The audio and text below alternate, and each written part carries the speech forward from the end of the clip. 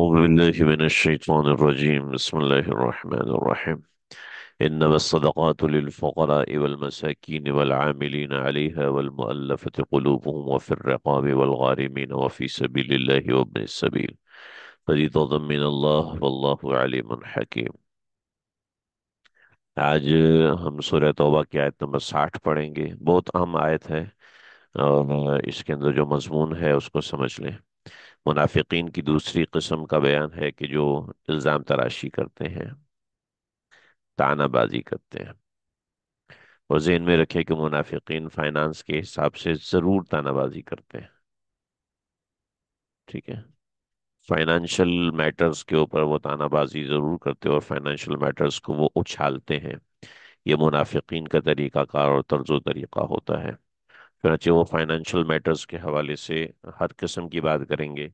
یہ نہیں دیکھیں گے کہ سامنے کون شخصیت بیٹھی ہوئی ہے. چنانچہ آپ دیکھیں آج ہر موقع پر علماء کے چندے کے حوالے سے لوگ بات کرنے کی کوشش کرتے ہیں، اور جہاں بھی کوئی نازک پلیٹ فارم ہوتا ہے وہاں پر چندہ، صدقہ وصول کرنا، زکوٰۃ وصول کرنا اور عطیات وصول کرنا، ٹھیک ہے، اور صدقہ جاریہ کو وصول کرنا، اس کو ضرور میٹر میں لایا جاتا ہے.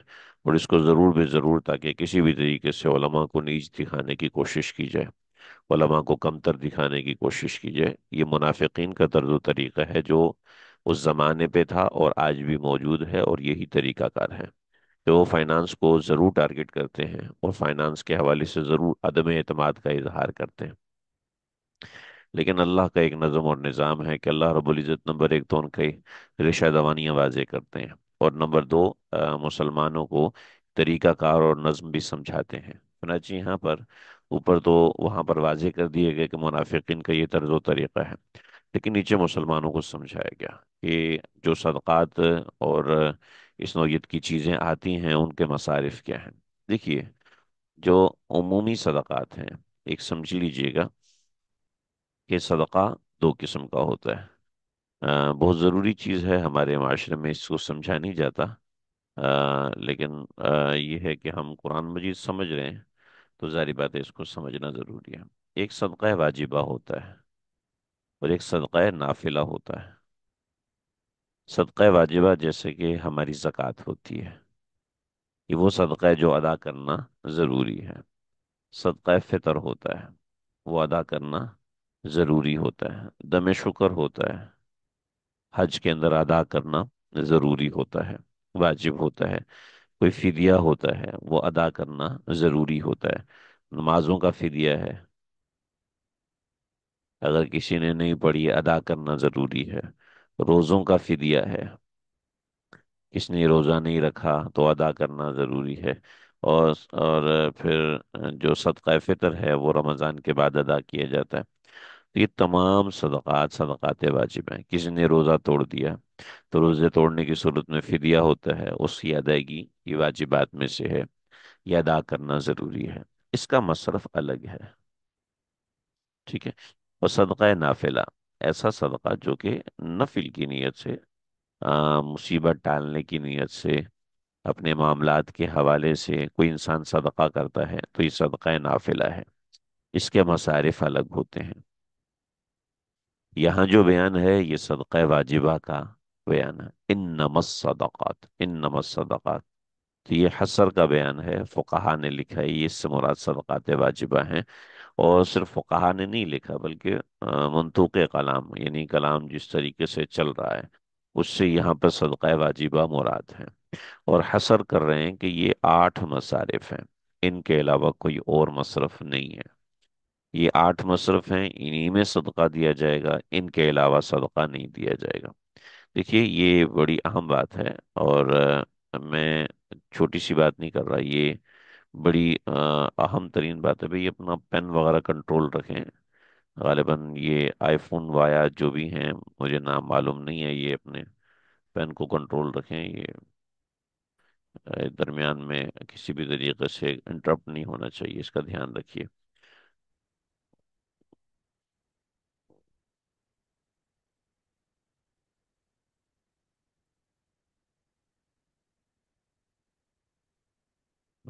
مجھے آتا نہیں ہے وہ کچھ کسی طریقے سے ڈسیبل کر دیتے ہیں دوسرے لوگوں کو، تو وہ میں کر نہیں پا رہا ہوں۔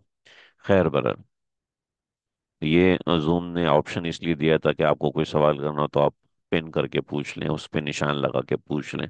تو ایسی کوئی ضرورت ہو تو آپ استعمال کر سکتے ہیں سوال کرنے کے لیے، لیکن کوشش کریں اسکرین انٹرپٹ نہ ہو سبق کے درمیان۔ تو یہ 8 ہی مصارف ہیں، 8 مصارف کے علاوہ مصارف نہیں ہیں۔ آج کل سوشل میڈیا کے اوپر، ٹی وی کے اوپر اس طرح کے سوالات کر کے مسلمانوں کے ان مسائل کو انتہائی مشکوک بنایا جاتا ہے، اور ظاہری بات ہے علماء کے لیے تانا زنی اور اس طرح کی چیزیں بنائی جاتی ہیں، جبکہ شریعت کا نقطہ نظر دو ٹوک اور واضح ہے۔ وہ کیا ہے وہ اب سمجھ لیجئے، انما الصدقات۔ اب آپ سمجھ چکے ہیں کہ انما الصدقات سے مراد کون سا صدقہ ہے؟ صدقات سے مراد صدقہ واجبہ ہے، صدقہ نافلہ نہیں ہے۔ صدقہ نافلہ کے مصارف اور ہوتے ہیں، اس کو سمجھ لیا جائے۔ اور اس میں بہت سی باتیں ہیں، لوگ 50 قسم کی چیزیں، یہ وہ والدین کو کھانا کھلانا، والدین کا اکرام کرنا صدقہ ہے، تو میں صدقہ نہ دیا کروں، اپنے والدین کو ہی اکرام کر لیا کرو، تو یہ اچھی بات ہے؟ استغفر اللہ، اچھی بات کیسے ہے؟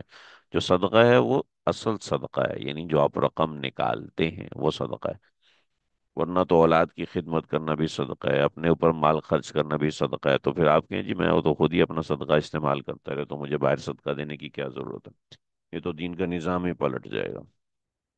تو سمجھ لیا جائے انما الصدقات سے مراد صدقہ واجبہ ہے۔ اس کے اندر 8 مصارف یہاں ذکر کیے گئے للفقراء۔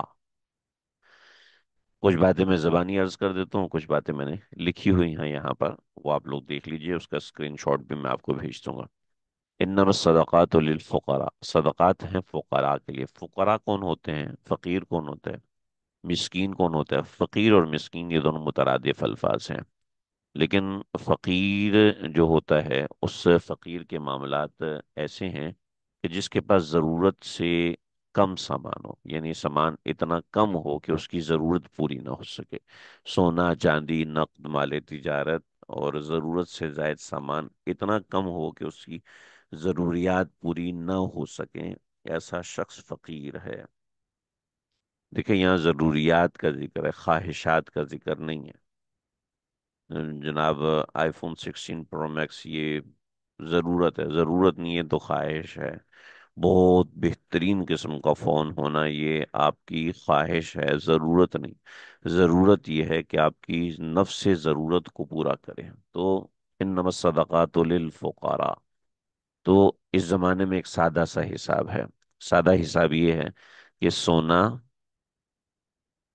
چاندی، نقد اور مال تجارت، جن لوگوں نے میرے دروس سنے ہوئے ہیں ان کو آسان ہوگا یاد رکھنا، سونا چاندی نقد مال تجارت۔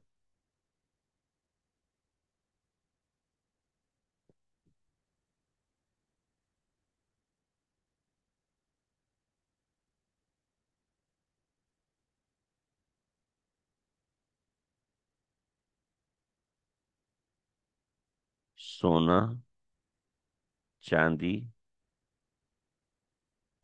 نقد، مال تجارت اور زائد از ضرورت سامان۔ اگر کسی کے پاس یہ سب 52 تولہ چاندی کے بقدر نہیں ہے، اس سب کو ملا کے اس کے پاس اماؤنٹ بنتی ہے 50,000، ٹھیک ہے؟ تو یہ شخص شرعی طور پر فقراء میں شامل ہے۔ شرع فقراء میں ضرورت نہیں ہے، ضروری نہیں ہے کہ وہ اصل میں فقیر ہو۔ یہ جو آج کل باہر فقیر ہوتے ہیں یہ فقیر نہیں ہوتے، یہ بھکاری ہوتے ہیں، ٹھیک ہے؟ تو اب کسی شخص کے پاس یہ سب ملا کے 50,000 ہے، تو یہ شرعی طور پر فقیر کے درجے میں داخل ہے۔ سونا بھی نہیں ہے اس کے پاس، چاندی نہیں ہے اس کے پاس، نقد کچھ ہے، کچھ مال تجارت رکھا ہوا ہے، تو یہ شرعی طور پر فقیر ہے، ٹھیک ہے؟ جب یہ شرعی طور پر فقیر ہے تو اب اس کو زکوٰۃ دی جا سکتی ہے۔ اور مسکین کون ہے؟ جس کے پاس یہ بھی نہ ہو۔ مسکین کے حوالے سے بڑی تفصیلات ہیں۔ امام شافعی کہتے ہیں جس کے پاس ایک وقت کا کھانا ہے وہ مسکین نہیں ہے۔ امام ابو حنیفہ کہتے ہیں جس کے پاس 2 وقت کا کھانا ہے وہ مسکین نہیں، ایک وقت کا کھانا ہے تو مسکین ہے۔ تو یہ بڑی اس میں تفصیلات ہے۔ تو انما صدقات للفقراء، جو صدقات ہیں وہ فقراء کے لیے ہیں، ٹھیک ہے، یہ بنیادی چیز۔ دوسرے، یہ ایک مصرف اللہ رب العزت نے ذکر فرمایا،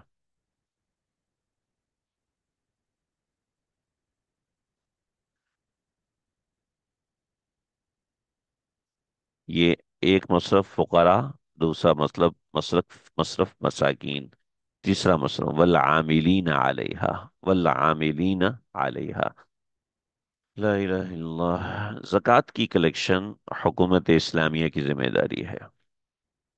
یہ زکوٰۃ کی کلیکشن حکومت اسلامیہ وہ وہ کرتی ہے، اور اس کی ذمہ داری میں یہ آتا ہے۔ لیکن حکومت اسلامیہ کیا کرتی ہے؟ حکومت اسلامیہ آج جو کر رہی ہے وہ سب آپ مجھ سے بہتر جانتے ہیں، مجھ سے بہتر سمجھتے ہیں۔ چنانچہ پہلے زمانے میں کیا ہوتا تھا، جب حکومت اسلامیہ واقعتاً پائی جاتی تھی، تو اس زمانے میں یہ ہوتا تھا کہ یہ حکومت اسلامیہ کا مرکز ہے۔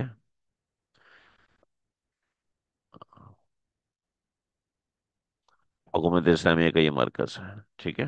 حکومت اسلامیہ کے اس مرکز سے لوگ جایا کرتے تھے ادھر ادھر ادھر، پورے علاقوں میں لوگ جاتے تھے، وہ خلیفہ وقت ان کو بھیجا کرتا تھا، اور یہ ادھر گئے ہوئے ہیں، ٹھیک ہے۔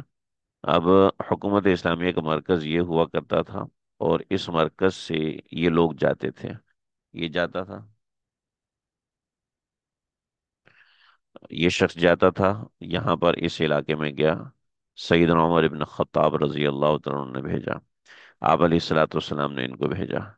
تو یہ شخص گیا، اور یہ شخص نے جا کے یہاں پر اس کے مال کا حساب لگایا، ایک ایک بندے کے مال کا، دوسرے بندے کے مال کا، تیسرے بندے کے مال کا، چوتھے بندے کے مال کا، ان سب کے اموال کا حساب لگایا، اس کو حساب لگا کے دیا کہ آپ کی اتنی زکوٰۃ بنتی ہے، ٹھیک ہے۔ پھر وہ اپنی زکوٰۃ میں بھیڑ بکریاں، گائے، اونٹ، اور نقد اور گندم، وہ سب دیا کرتا تھا۔ اب یہ سب کو سنبھالتے ہوئے حکومت اسلامیہ کی طرف واپس لے کے آ رہا ہے، تو اس شخص کو کہتے تھے عامل زکوٰۃ، ٹھیک ہے۔ اس شخص کو کہا جاتا تھے عامل زکوٰۃ ہے، یہ یہاں سے جاتا ہے، یہ یہاں پہ، یہ یہاں پہ، یہاں پہ۔ تو عاملین زکوٰۃ جو ہوا کرتے تھے وہ اس طریقے سے جاتے تھے۔ تو اب والعاملین علیہا، جو اس کے اوپر عامل ہوتے ہیں، جو عامل مقرر کیے جاتے ہیں زکوٰۃ کے مصرف کو زکوٰۃ کو اکٹھی کرنے کے لیے، ان کو عاملین علیہا کہا جاتا تھا۔ تو ان کو بھی زکوٰۃ کے مال میں سے زکوٰۃ دی جا سکتی ہے، کہ یہ بھی حقدار ہوتے ہیں، اس لیے کہ یہ غریبوں کے مال کو وصول کر کے اور یہاں پہ واپس لے کے آ رہے ہیں، تو ظاہری بات ہے یہ زکوٰۃ کی ادائیگی کے اندر حصے دار بن رہے ہیں، لہذا ان کو فقیروں کی طرف سے عامل تصور کر کے ان کی آسانی کے لیے یہ معاملہ کیا ہے۔ تو والعاملین علیہا میں یہ چیز داخل ہے۔ موجودہ زمانے کے اندر حکومتیں نمبر ایک تو یہ کام نہیں کرتی ہیں، اور حکومتیں یہ کام کریں بھی تو آپ سب جانتے ہیں کہ حکومت کے مصارف کیا ہیں۔ جیسے ہمارے ساتھی ہیں وہ دبئی میں ہیں، وہ بتاتے ہیں کہ یہاں حکومت جو ہے وہ زکوٰۃ کیسے ادا کرتی ہے، ایسے ادا کرتی ہے کہ انہوں نے جناب لوگ چھوڑے ہوئے دیکھتے ہیں، جس کے پاس پرانی گاڑی ہے، اس کو کہتے ہیں یہ گاڑی چھوڑ دو تو میں نے یہ گاڑی دے دیتے ہیں، یہ اس کی زکوٰۃ ادا ہو گئی۔ اب یہ نہیں پتا کہ وہ بیچارہ کیسے، تو یہ اس نوعیت کے عاملین مقرر ہیں جو کہ حکومت شرعی کے بالکل متصادم اور مخالف ہیں، اور دین کا علم بھی نہیں رہا۔ تو چنانچہ آج کل جو مدارس نے نظم بنایا ہے، اور علماء اور فقہا نے نظم بنایا ہے کہ زکوٰۃ وصول کر کے صحیح مصارف تک ادا کرتے ہیں، تو اب یہ جو ہیں یہ عاملین میں داخل ہیں؟ بالکل بھی داخل نہیں ہے، ٹھیک ہے۔ اب یہ اپنا اپنا مصرف اس زکوٰۃ میں نکالیں، بالکل بھی داخل نہیں ہے، یہ وہ مخصوص طریقہ کار تھا جو اس زمانے میں متعین تھا۔ اگر آج متعین ہوتا ہے تو ان عاملین کو جو زکوٰۃ وصول کرتے ہیں اور واپس لا کے حکومت کے بجٹ میں جمع کراتے ہیں، تو یہ پھر یہ ہے، حکومت پھر ایک ایک چیز کی ترتیب رکھا کرتی تھی۔ آج کل تو آپ کو پتہ ہے کہ ٹیکس کی ترتیب نہیں ہے، تو پھر ان سب باتوں کا کیا ہے؟ تو والعاملین علیہا یہ تیسرا نمبر ہے۔ نمبر چار، والمؤلفۃ قلوبہم، مؤلفہ کہتے ہیں تالیف کو، تالیف کہتے ہیں نرم گوشہ رکھنا، نرم کرنا، والمؤلفۃ قلوبہم، دلوں کے نرم کرنے کے لیے، دلوں کو نرم کرنے کے لیے۔ ایسا ہوتا تھا کہ کچھ لوگ دائرہ اسلام سے خارج تھے مگر وہ اسلام کی طرف آنا چاہتے تھے، لیکن وہ جب اسلام لے کر آئیں گے تو ان کے رشتہ دار، ان کے تعلق دار ان کو سب چھوڑ دیں گے، نوکری سے نکال دیا جائے گا۔ تو ایسے لوگوں کی تالیف قلب کے لیے ان کو زکوٰۃ کے مال میں سے پیسے دیے جاتے تھے۔ تو یہ مؤلفت قلوب۔ جب اسلام رائج ہو گیا، سیدنا عمر بن خطاب رضی اللہ تعالیٰ عنہ نے ایسے اہل کفر کو اس میں سے نکال دیا کہ اب تالیف قلب کی ضرورت نہیں ہے، صحابہ کرام نے اس پہ اجماع کیا، سب اس بات پہ متفق ہو گئے، لہٰذا ایسے اہل کفر جو اسلام کی طرف آنا چاہتے ہیں مگر ان کو اسلام کے آنے میں رکاوٹ فائنانس ہے، تو اب ان کو فائنانس میں ہیلپ کی جاتی تھی زکوٰۃ کے مصرف میں، اب وہ نہیں ہے۔ چہ جائے گا کہ آج کل غامدی افکار یہ کہہ رہے ہیں کہ جو پیشنٹ، جو بیمار ہاسپٹل میں بھرتی ہوا ہے اور اس کو زکوٰۃ میں سے اس کا علاج کرنا جائز ہے، ٹھیک ہے، کیونکہ آپ اس کی تفریق کر رہے ہو وغیرہ وغیرہ، کہتے ہیں زکوٰۃ صدقات اہل ایمان کو ہی تقسیم کرنے ہوں گے، اہل کفر کو دینا درست ہے ہی نہیں، کہیں بھی درست نہیں۔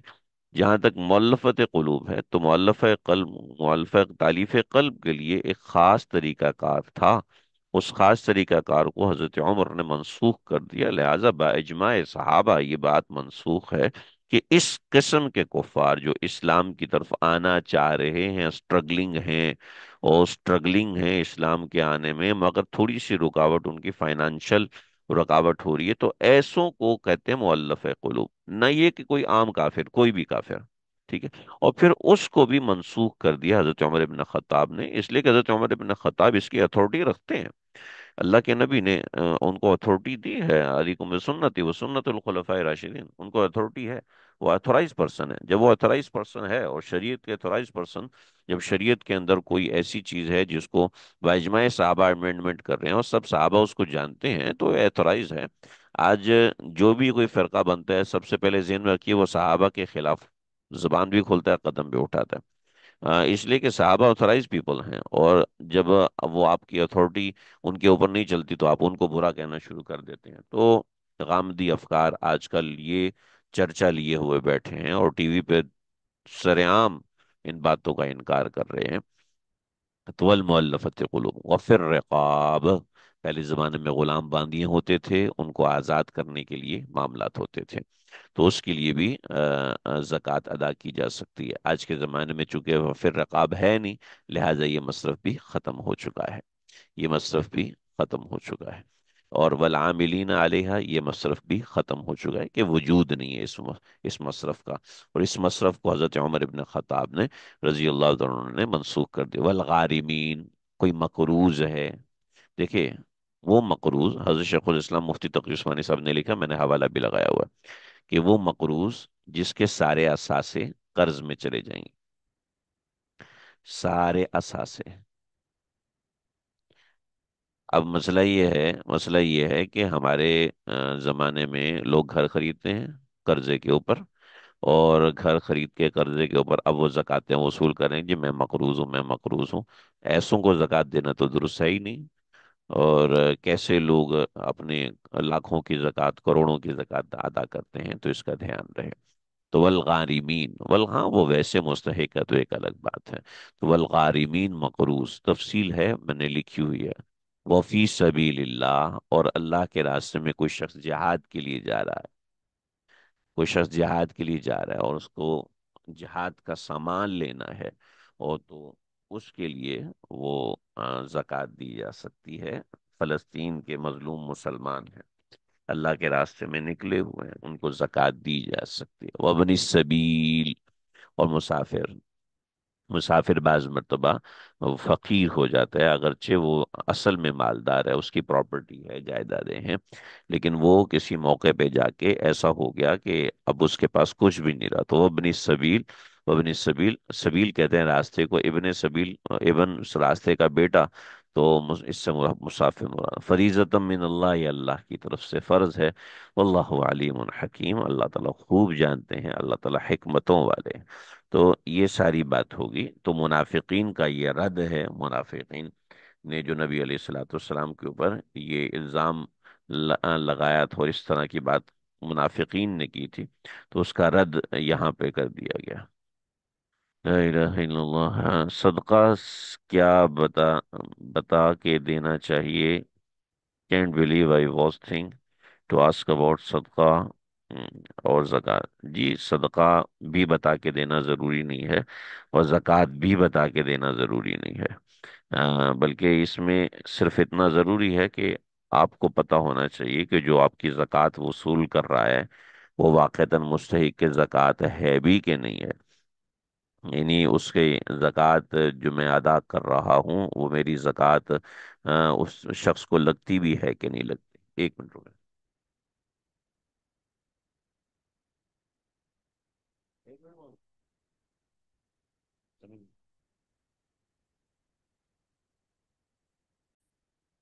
ہاں جی، سوال آپ کا بہت اچھا ہے ماشاءاللہ۔ زکوٰۃ صدقات کچھ بھی سامنے والے کو بتا کے دینا ضروری نہیں ہوتا، بس یہ نظر آنا چاہیے کہ وہ مستحق زکوٰۃ ہے یا نہیں۔ یہ سارا مضمون اس آیت سے متعلق جو میں نے باتیں آپ سے عرض کی ہیں، وہ ساری کی ساری یہاں پر باحوالہ لکھی ہوئی ہے۔ اس کو دیکھ لیجئے، آپ اپنی بیاض کے اندر جو بھی بات لکھیں گے وہ پوری باحوالہ لکھ سکتے ہیں، اور یہ سب دیکھیں اس کے اندر آپ کو طالب علم کو زکوٰۃ دے سکتے ہیں، تو اس کے اندر جو 8 مصارف آئے ہیں اس 8 مصارف میں کوئی بھی لائی کریں، کوئی بھی آ جاتا ہے تو اس کو زکوٰۃ دے سکتے ہیں۔ محض طالب علم ہونا یہ مستحق کے زکوٰۃ ہونے کی علامت نہیں ہے۔ جیسے لوگ کہتے ہیں بیوہ کو زکوٰۃ دے سکتے ہیں، بیوہ ہونا یہ زکوٰۃ کے لیے انٹائٹل نہیں ہے، بلکہ زکوٰۃ کے لیے انٹائٹل یہ 8 مصارف ہیں۔ ان 8 مصارف کے اندر کچھ چیزیں میں نے واضح کر دی ہیں کہ بھئی یہ کون کون سی چیزیں ہیں جو کہ ختم ہو چکی ہیں، اور بقیہ چیزیں جو ہیں وہ باقی ہیں۔ تو زکوٰۃ کے لیے انٹائٹل ہونے کے لیے بس بنیادی طور پر وہی بات ضروری ہے کہ یہ اس میں سے کوئی ایک مصرف ہونا چاہیے۔ تو بہتر یہی ہوتا ہے کہ یہ جو معاملات ہیں اس کے حوالے سے انسان انتہائی محتاط رہ کے علماء کرام مفتیان کرام ان سے رجوع رہے۔ تو والعاملین علیہا والمؤلفۃ قلوبہم وفی الرقاب، یہ چیز ختم ہو چکی، اور والغارمین، مقروض، وفی سبیل اللہ، اللہ کے راستے میں نکلنے والا جہاد میں، وابن السبیل اور مسافر، تو بھی یہ 5 مصرف باقی بچے ہیں۔ امام شافعی رحمۃ اللہ علیہ اس میں فرماتے ہیں اس زکوٰۃ کو ان سارے مصارف میں تقسیم کرنا ضروری ہے، لیکن ایسا نہیں ہے ہمارے ہاں، ان میں سے کسی ایک مصرف کو جیسے فقیر کو دے دیا، فقیر سے مراد شرعی فقیر ہے، مسکین ہے، ٹھیک ہے، غارمین ہے، سبیل اللہ۔ اب ہم کہتے ہیں جی بیوہ اس کا جناب شوہر نہیں ہے، بیوہ کی ذمہ وہ بیچاری کیا کرے؟ وہ بیچاری نکاح کرے، شریعت نے اس کو ایسے تو نہیں چھوڑا، اس کو بیوہ اکیلے رہنے کو لا ضرورت فی الاسلام، اسلام میں اکیلا رہنا تو ہے ہی نہیں، پسندیدہ ہی نہیں کیا اسلام نے، پسند ہی نہیں کیا اسلام نے کہ کوئی عورت اکیلی رہے یا کوئی مرد اکیلا رہے۔ جی میرا مزاج نہیں ہے، آپ کا مزاج نہیں ہے، تو آپ کے مزاج کے تابع تو ساری دنیا کو نہیں لایا جا سکتا، آپ کے مزاج کے تحت کوئی نظام نہیں بن سکتا، آپ کو اس نظام کے تابع ہو کے چلنا پڑتا ہے۔ میرا مزاج ہے کہ وہ والی سڑک اچھی ہے میں وہاں پر گاڑی چلاؤں، لیکن مسئلہ یہ ہے کہ میرے پاس گاڑی نہیں ہے، نمبر 2 میرے پاس وہ سڑک نہیں ہے، ٹھیک ہے، میں اس سائڈ پہ جا نہیں سکتا، تو کیا کروں؟ کیا کرنا چاہیے؟ زبردستی کی ذریعے چھین کے وہاں جانا چاہیے؟ تو ایسے اپنے مزاج کو دنیا پہ مسلط نہیں کیا جا سکتا۔ اسی طریقے سے جو نظام ہے اس نظام کے مطابق خود کو تابع کیا جا سکتا ہے۔ تو یہاں پر جناب بیوہ کو اگر سمجھ میں نہیں آ رہی تو اس کا یہ مطلب نہیں ہے کہ نظام تبدیل کر دیا جائے گا۔ تو ایسے ہی محض طالب علم ہونا یہ مستحق زکوٰۃ ہونے کی علامت نہیں ہے، اسی طریقے سے بیوہ ہونا یہ مستحق زکوٰۃ ہونے کی علامت نہیں ہے۔ تو یہ بنیادی چیز ہے، آیت نمبر 60 ہے، یہ اس کے اندر ہمارا بنیادی مضمون مکمل ہو گیا۔ اس میں کوئی سوال ہو، کوئی چیز پوچھنی ہو تو آپ لوگ پوچھ سکتے ہیں، سوال کر سکتے ہیں۔ ہمارا سبق یہیں تک رہے گا۔ وصلی اللہ تعالی علی خیر خلقہ محمد وآلہ وصحبہ اجمعین برحمتہ